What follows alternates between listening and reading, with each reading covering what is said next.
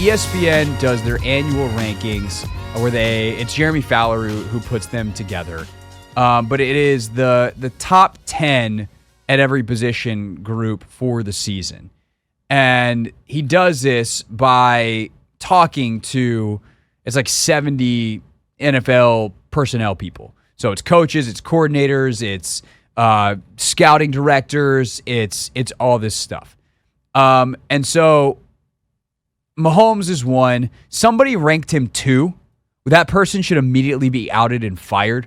You know who they put? Who they voted to be the best quarterback in the NFL? Who is that? I'm trying to see who else had the number 1 vote. There's only one. Yeah, so I'm continuing to scroll down. Did someone put Rodgers number 1? No. Somebody put Josh Allen number 1. I can at least make that argument. I can't. It's wrong. Okay. But yeah, there it is. Highest ranking 1.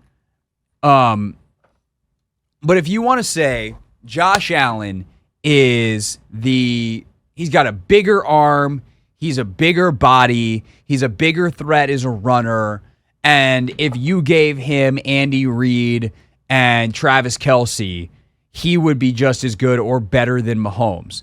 I would tell you you're wrong, and that there's certain things about Mahomes' decision-making specifically being the big one there, but I, at least from a physical tool standpoint, would understand the argument. Again, do I agree with it? No. And do I think that person probably has Mahomes? Obviously, they said the lowest ranking was 2, so that person has Mahomes second. But considering the results, I just don't understand how you could possibly put the fact that Mahomes always figures out how to make a play and make the right play and win, in the biggest moments. I just don't understand how you wouldn't have Mahomes. I think that the fascinating one is Burrow over Allen. So here's what the article says. Burrow hasn't exactly hurt his standing in the Pantheon since last year's voting. He's still considered one of the game's very best and won a close race for number 2, but his growing injury file has planted a seed of doubt. He played conservatively early in the season while managing the calf strain and the wrist injury suffered in November. Burrow had surgery to repair the torn ligament, but is participating in off-season workouts, and the early returns are good, blah, blah, blah. High level in all areas, can't stay healthy, said an AFC scout. No Mixon and T. Higgins holding out are big concerns. There's a little debate around Burrow's greatness, and when he's healthy, spinning it, his career completion percentage of 68% is the highest in NFL history through a player's first 4 seasons with a minimum of 1,000 attempts. A veteran NFC offensive coach said baller, release, decision-making, tough as nails, 1 play away already from having a ring, and young, so the injury not as concerning. So that is the Burrow file. Allen, here's the write-up on Allen.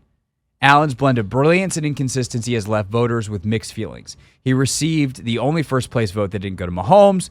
He is Mahomes' neighbor in style of play, but lives on a different street of accomplishment. He's been in the top 5 for 4 consecutive seasons, but hasn't cracked the top 2. Most would agree Allen should have experienced more playoff success by now. He leaves you wanting a little bit more, an AFC executive said. If you're picking who you want to have lead your team, he's going to be second or third for most people. The ceiling is still really high, etc., etc. Here would be my question for putting Josh Allen behind Joe Burrow. One, the inconsistency, quote unquote, of Josh Allen versus the inconsistency of availability of Joe Burrow. Which one would you rather deal with?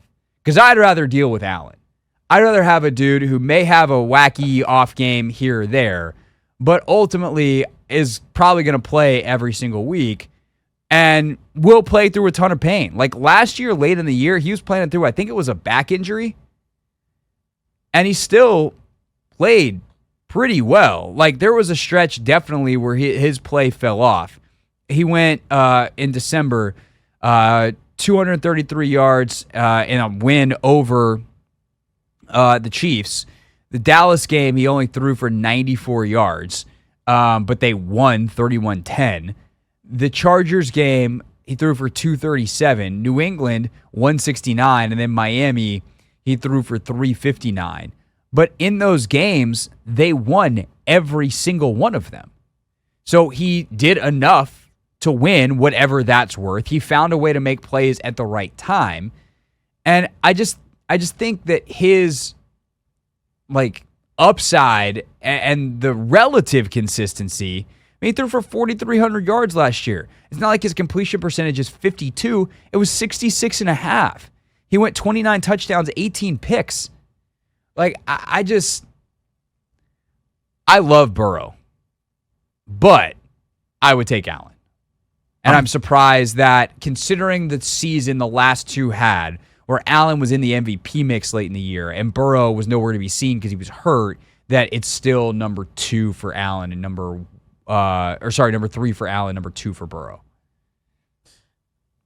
I think I'm going with Joe Burrow in this conversation. And it's primarily because of the big moments. I feel like there was one legitimate, one big moment Josh Allen actually lived up to the moment, and that was when KC and the Bills were going back and back. They scored 4 times in 2 minutes. It was something. Was that the 14-second game you're talking about? Where Yeah. Mahomes they left too much time for 13 Mahomes? seconds. Yeah, 13 seconds. But I feel like there's been multiple games like that where Allen is balled in big spots. I bet you his playoff numbers, if I haven't looked, I'm going to pull them up right now. I was about to say, that's more so what I'm looking at. And I feel like in a big moment where Joe Burrow actually beats Patrick Mahomes, not a lot of people can say they beat Patrick Mahomes. No, in the he's playoffs. the only one. Yeah. I think literally him and Brady in the Super Bowl. Yep. And then, Brady in the Super Bowl. Him and Brady. And Brady in New England. New England. But which shouldn't have happened because that was the D4 game. Yeah. So those are the moments I'm looking at. And I feel like when Joe Burrow is healthy, that Bengals offense is one to be, reckoned with. It sucks that he did get hurt. He did battle injuries all last season.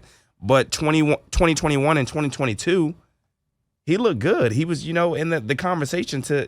I'm not telling you the that Joe MVP. Burrow's not awesome. Oh no, I'm just saying I would still rather have him over a healthy Joe Burrow. I would rather have over Josh Allen. Is all I'm saying. And you brought up the health thing. I don't think Aaron Rodgers is on his list. He was 8th. Yeah, if we're not talking about health though. Yeah. So here's Josh Allen's playoff numbers. He's 5-5 record-wise, which is obviously not ideal. But in those games, he's 244 for 378. So that's a basically 65% completion percentage for 2,700 yards, 21 touchdowns to 4 picks in the playoffs. He averages 7 yards a rush in the playoffs. So average 6.7 yards a rush in the playoffs. He's got another 5 rushing touchdowns. So total playoff production, 26 touchdowns, 21 through the air, 5 on the ground, 4 picks for Josh Allen. Now, he does have a decent number of fumbles, so there have been some turnover issues. Why does it? But actually, no, he says he's got 9. He had the 1-3 fumble game, and he had 4 early in his career. And then the 3 fumble game was the game that they won against Miami. Yeah, the game they won against Miami before losing to Burrow in 2022. So, yeah, he's got some fumbles, but only 4 picks. He lost to Burrow? In 2022, it's 2024. So they didn't. You still want Tom Brady? He's retired. All I'm saying is a healthy Joe Burrow The answer, versus by the way, a is healthy yes. Josh Allen. Sure, but we don't know that. Yeah. Burrow got hurt in camp last year with a calf strain, And he was battling. doing nothing. Not doing nothing, but participating in drill. It wasn't like he got hit or anything. The wrist injury was unlucky. That one, I think he hit his hand on a helmet or whatever. Or maybe it just happened on a throw, but his body has not been kind to him. Allen treats his body like the thing I'd be scared about with Allen is when does the Cam Newton thing happen to him? Yeah. When does he just be okay, I'm done? I'm excited to see Josh Allen though this year, especially to the voter that voted Josh Allen the best quarterback in the league. I think I'm excited to see what Josh Allen can do for the receivers that he'll have this season, just because he won't have a Gabe Davis, he won't have a Stephon Diggs. Can he help and bring out the best in the young receivers that he has? at his expense now. He's got Curtis Samuel, though. He does have Curtis. Which, what more could you want in life than Curtis Samuel? We'll see how Josh Allen turns out this season. I think he's going to do just fine. Okay. I think he's going to do just fine. I'm not We'll see drafting if he's him better in than fantasy Burrow. football today. This year. I would Really? No. Would not be taking Let's see. Oh, that's something else we got to do before. We can do that when I get back from Paris. Yeah. Do the Hoffman Show Fantasy League. Got to. Hey, this is DA, and you're listening to The Hoffman Show on the Team 980 and the Odyssey app.